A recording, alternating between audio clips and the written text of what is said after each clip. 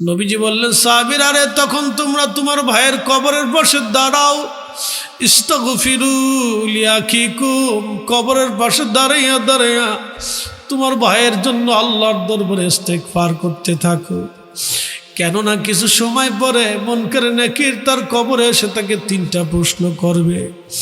মার রাব্বুকা ওয়া মা দীনুকা মা কুনতা তাকুলু ফি হাক্কি হাযার রাজুল। কবরের ভিতরে মুনকার নাকিরা সে 3টা প্রশ্ন করবে। এই প্রশ্ন যাতে সহজ হয়ে যায় সেই জন্য তোমার ভাইয়ের জন্য দোয়া করো। কত সময় দোয়া করবে? আল্লাহর নবী আরো বলেন, একটা উট কুরবানি করার পরে এই উটটা জবাই দিয়ে চামড়া ছেলে গোশত বানাইয়া মানুষের মাঝে বন্টন করতে যত সময় দরকার, ও আমার উম্মতরা তোমরা তোমার ভাইয়ের কবরের পাশে তত সময় দাঁড়াইয়া দাঁড়াইয়া দোয়া করো, তালিম তরবিয়ত করো, তালকিন করো, জিকির করো, কালেমার জিকির করো, কোরআন শরীফ তেলাওয়াত করো। একবার চিৎকার মেরে জোরে বলা যাবে আল্লাহু আকবার। চুনারুঘাটবাসী খুব মনোযোগ দিয়ে কথাগুলি শুনবেন। অবশ্যই আমরা ফিরে যাব আল্লাহর কাছে, কিন্তু আমার বডিটা নিয়ে কবরে নামানো হবে। নবীজি আয়েশাকে বলেন, আয়েশা তুমি কি জানো মানুষের কঠিন সময় কখন? বলে আল্লাহ রাসূলুহু আলাম, আল্লাহ জানে, নবী জানে।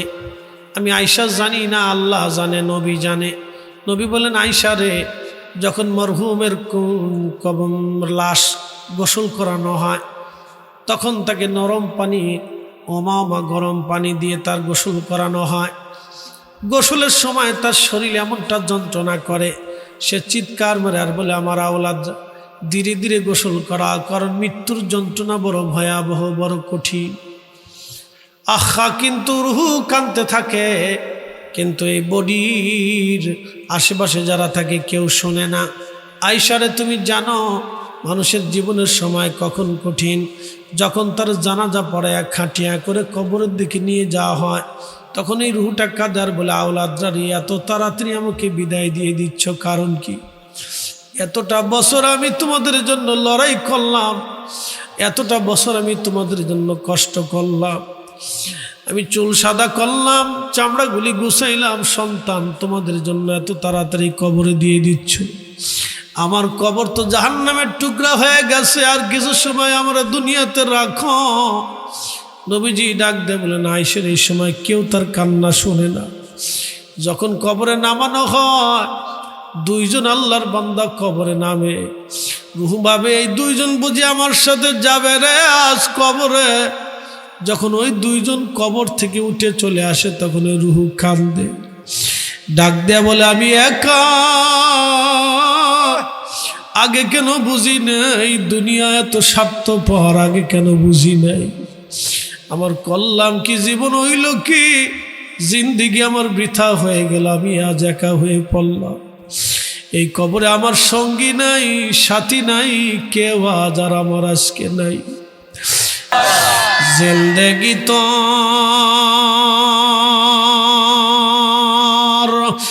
যাইরে ফাঁকি দিয়া রে সোনার আদর, জিন্দেগি তো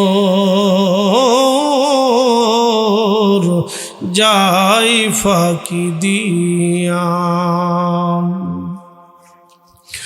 ও আদম রে, পাগ ধরিয়া গেছে দাড়ি, দন্ত মাসে গোটা চারি, সমন জারি গিয়াছে করিয়ারে সোনার আদর, জিন্দেগি তোর যাই ফাঁকি দিয়া। আহা, আল্লাহর নবী বলেন, কবরের পাশে দাঁড়াও, কবরের পাশে দাঁড়াও, ইস্তাগফিরু লিআখিকুম, তোমরা তোমার ভাইয়ের জন্য ইস্তেগফার করো, দোয়া করতে থাকো, যেন কবরের প্রশ্নের জবাব তার জন্য সহজ হয়ে যায়। কবর বড় কঠিন, মৃত্যু বড় কঠিন, এই কবরের পাশে দাঁড়ায় উসমান গনি থরথর করে কাঁপতেন, চোখের পানি ফেলে কাঁদতেন আর বলতেন, ও আমার নবীর উম্মত সাহাবীরা রে, এই কবর প্রথম মঞ্জিল, এই কবরের 3টা প্রশ্নের জবাব যার জন্য সহজ হয়ে যাবে, বাকি মঞ্জিলগুলি তার জন্য সহজ। এই কবর যদি কঠিন হয়, বাকি মঞ্জিলগুলি তার জন্য বড় কঠিন হয়ে যাবে। কবরের পাশে দাঁড়ান, নাহাইতুকুম আন জিয়ারাতিল কুবুর। সহিহ বুখারীতে নবী বলেন, কবর জিয়ারত আগে নিষেধ করতাম, ফাজুরুহা, তোমরা কবর জিয়ারত করো, কারণ কবরের পাশে দাঁড়াইলে আখিরাতের কথা মনে হয়ে যায়। কবরের পাশে দাঁড়াইলে দিল নরম হয়ে যায়, পাথরের মতো দিলগুলি নরম হয়ে যায়। কবরের পাশে দাঁড়াইলে পাথরের মতো দিলগুলি নরম হয়ে যায়, আখিরাতের কথা মনে হয়। এই জন্য প্রত্যেক রাত্রিবেলা আমার নবীজি কবর জিয়ারত করতেন। আম্মা জান হযরত ফাতিমাতুজ জাহরা প্রত্যেক জুমার দিনে হযরত আমির হামজা রাদিয়াল্লাহু আনহুর কবরের পাশে, মাজার শরীফের পাশে দাঁড়ায় প্রত্যেক জুমায় দোয়া করতেন। এই জন্য আমাদের দেশে অনেকে আছে জুমার দিনে বাবা মার কবর জিয়ারত করতে যায়। সম্ভব হলে প্রত্যেক দিন সকালবেলা দাঁড়াবেন। যেই মা 25টা বছর আপনার জন্য ক্ষুধার্ত ছিল, যেই মা 25 বছর 3 বেলা আপনার রান্না করে খাওয়াইল, 25 বছর পর্যন্ত আপনার কাপড় চোপড় মা ধুয়ে দিল, আপনারা গোসল করাইলো, পায়খানা পেশাব সাফ করাইলো, আজকে মা কবরে চলে গেছে, মার কথা ভুলে গেছে। আপনার মতো নাফরমান আর দুনিয়াতে নাই, আপনার আমার মতো নাফরমান দুনিয়াতে নাই। আল্লাহ ডাক দিয়ে বললেন, আমার বান্দা তুমি তোমার বাবা মার জন্য এইভাবে দোয়া করো, রাব্বি রাহমহুমা কামা রব্বায়ানি সগীরা। আল্লাহ এইভাবে আপনি আমার আব্বা আম্মার কবরের মধ্যে লালন পালন করেন, যেইভাবে ছোট্টকালে আমার বাবা আম্মা আমাকে লালন পালন করেছিল। আপনার পেশাব পায়খানাগুলি মা পরিষ্কার করেছিল, বুকের মধ্যে জড়িয়ে ধরে মা আদর করে চুমা খাইছিল। আপনি অসুস্থ হলেন, বাবা পাগল পাড়া হয়ে গেছে, ডাক্তার কেমনে দেখাবে, ওষুধ কেমনে আনবে। আপনি সারা রাত কাঁদলেন, আপনার মা ঘুমায় নাই। আপনার যতবার ঘুম ভাঙছে, আপনার মার ততবার ঘুম ভাঙছে। আপনি যত সময় পর্যন্ত মায়ের কোলে খেলাধুলা করেছেন, তত সময় পর্যন্ত মা আপনার খেলাধুলা দেখেছে, আপনার আদর করেছে, চুমা লাগাইছে। বিনিময়ে মা বাবা কবরে চলে গেল, কবরের পাশে দাঁড়ানোর সময় হয় না।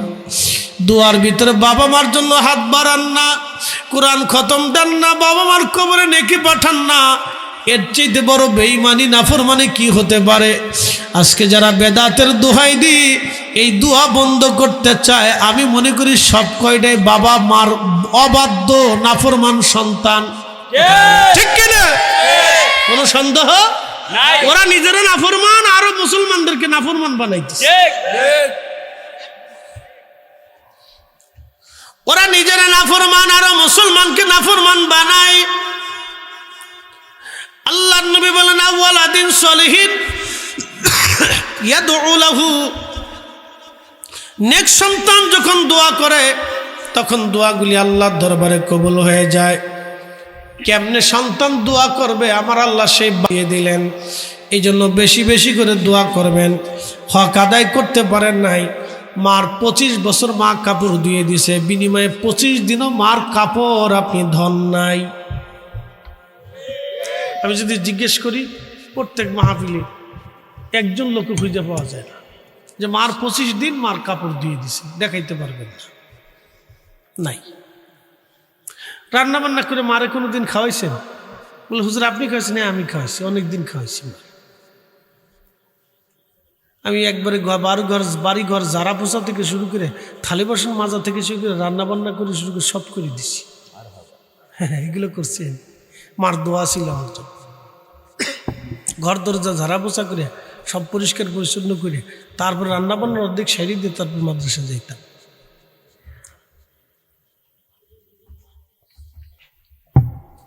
সুযোগ হয়েছে একটু, তো মার দোয়া ছিল।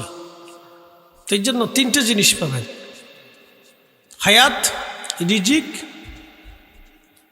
ইজ্জত। হায়াত, রিজিক, ইজ্জত, 3টে জিনিস দুনিয়াতে পাবেন। হায়াত, রিজিক, ইজ্জত, তিনটে জিনিস আপনি দুনিয়াতে পাবেন যদি খেদমত করতে পারেন। প্রিয় উপস্থিতি আমার, এগুলি করবেন। এখন প্রশ্ন রাখতে পারেন, হুজুর মা তো চলে গেছে, বাবা চলে গেছে, খেদমত করতে পারেন, এটা উপায় কি? রুখসুত আল্লাহ নবী রেখে দিয়েছে উম্মতের জন্য। ভাই হ্যাঁ কিতে নবীজি বললেন, ও আমার উম্মত, তুমি যদি তোমার পিতামাতার জন্য অধিক পরিমাণে দোয়া করো, কিয়ামতের ময়দানে আল্লাহ তোমাকে তোমার পিতামাতার বাধ্য সন্তান হিসেবে আল্লাহ লিখে দেবে। আসতে হয়ে গেল না? আর যদি অবাধ্য সন্তান লিখে দেয়, মক্কার ইমাম হলেও নাজাত নাই। এই আসতে কোন জোরে বলে, মদিনা শরীফের ইমাম হলেও নাজাত হবে। একবার সাচ্চা কাচ্চা কাচ্চা কথা, পরিষ্কার কথা। মদিনার মসজিদের ইমামও যদি হন তো নাজাত হবে না। যদি বাবা মার অবাধ্য সন্তান হিসেবে কিয়ামতের ময়দানে আল্লাহ একবার লিখেই ফেলে দেয়, কিচ্ছু করার নেই। এখান থেকে সারা পেতে পারবেন না। মদিনার ইমাম হলেও সারা নেই।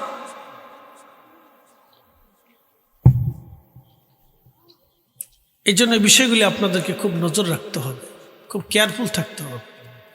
তা আমরা কবরের পাশে দাঁড়াবো, তাদের জন্য দোয়া করব। আল্লাহর নবী কবরের পাশ দিয়ে যাচ্ছে, তো যাওয়ার সময় দেখলেন কবরের ভিতর আযাব হয়। নবী যা দেখতেন আমরা তা দেখি না। পাশে খেজুরের গাছ ছিল। নবীজি বললেন, সাহাবীরা খেজুরের ডাল ভেঙে নিয়ে আসো। তো একটা ডাল ভেঙে আনার পরে আল্লাহর নবী ডালের মাঝখান থেকে কেটে 2 টুকরা ডাল 2 খেজুরের 2 কবরের মাঝখানে গেড়ে দিলেন। সাহাবা ইকরাম বললেন, ইয়া রাসূলুল্লাহ, এরকম তো কোনোদিন দেখিনি। নবীজি বললেন, কবরের মধ্যে আযাব হচ্ছিল, সে আযাব বন্ধ করার জন্য আমি 2টা ডালের টুকরা 2 কবরে গেড়ে দিলাম। ওই ডাল যত সময় শুকনা থাকবে তত সময় ডাল আল্লাহর জিকির করবে। ওই জিকিরের কারণে আল্লাহ বান্দাদের কবরে আযাবকে হালকা করে দেবে। একসাথে বলেন আল্লাহু আকবার। কিসের জিকির করবে? ডালে। যারা বলেন কিসের জিকির করবে? ডালে যত সময় তাজা থাকবে তত সময় জিকির হবে। তো ডালের জিকিরে যদি কবরে আযাব হালকা হয়, তাহলে আমাদের জিয়ারতে আমাদের জিকিরে কি কবরে আযাব মাফ হয় না? একসাথে বলেন হয় না? আমাদের কোরআন খতমে কবরে আযাব মাফ হয় না? আমাদের মিলাদ দোয়া দুরুতে কবরে আযাব মাফ হয় না? তাহলে যেহেতু মাফ হয় সেহেতু বেশি বেশি করেই করব। কথা বলেন ঠিক কি না? যাতে আল্লাহ আমাদেরকে কিয়ামতের ময়দানে বাবা মার বাধ্য সন্তান হিসেবে কবুল করে। আল্লাহ কবুল করুক, বলে না আমিন। এই জন্য দোয়া করবেন, বেশি বেশি দোয়া করবেন। দোয়া কখনো ছাড়বেন না, কখনো বাদ দিবেন না।